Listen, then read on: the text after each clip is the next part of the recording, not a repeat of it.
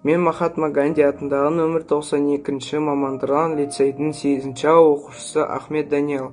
Абай атамыздың 33-ші қара сөзі. Абайдың қара сөздері жүрекпен түсініп, көңілге тиетін нақылдарға бай. Абайдың 33-ші қара сөзінде жалқаулық, еріншектік, салғырттық, мақтаншақтыққа салынбау керек дейді. Арам ойдан алшақ болу керек дейді.